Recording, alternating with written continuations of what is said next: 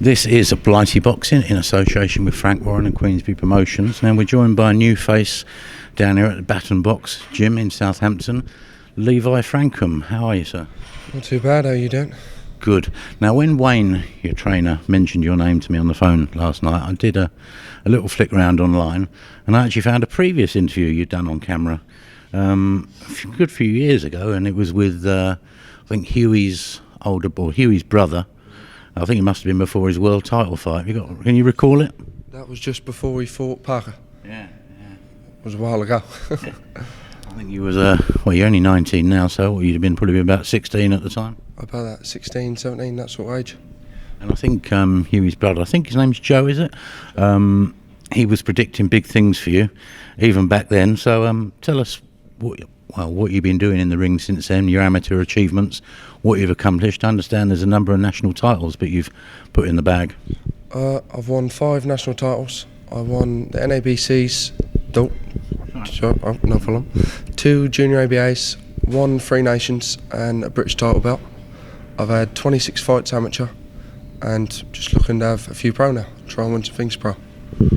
That sounds like an incredible sort of trophy haul or a belt haul for someone who's only had 26 fights. I mean, virtually every fight you had must have been a meaningful one.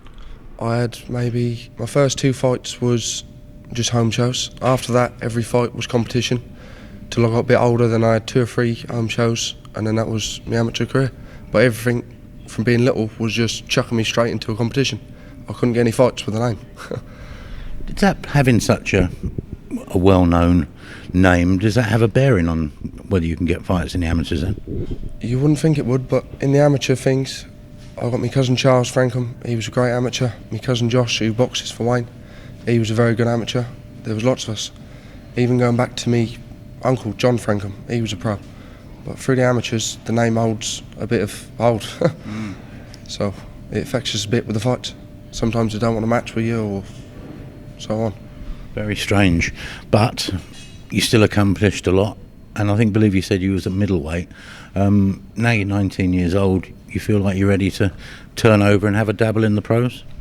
To be honest, from being little, the amateurs was only a thing just to get ready for the pros. So all I've been looking forward to is the pros.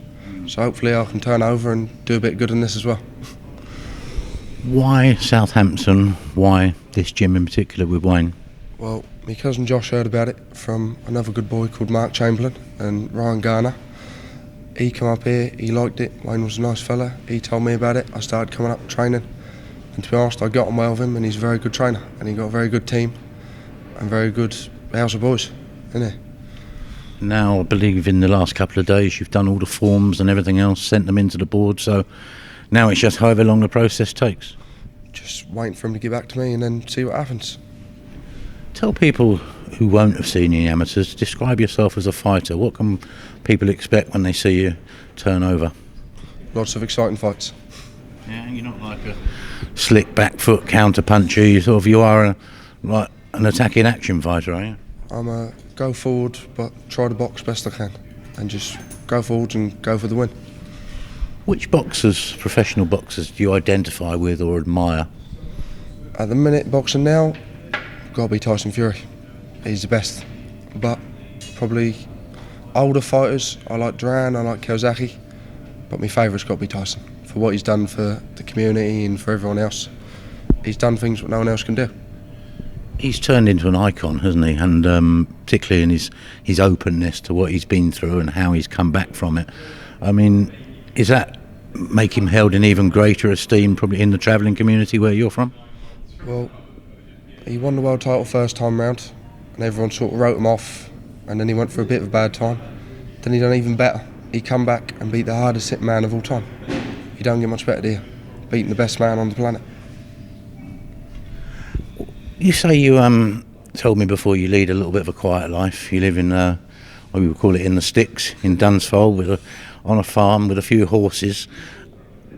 So when you're not training, how do you occupy yourself? What's life for Levi outside of boxing training?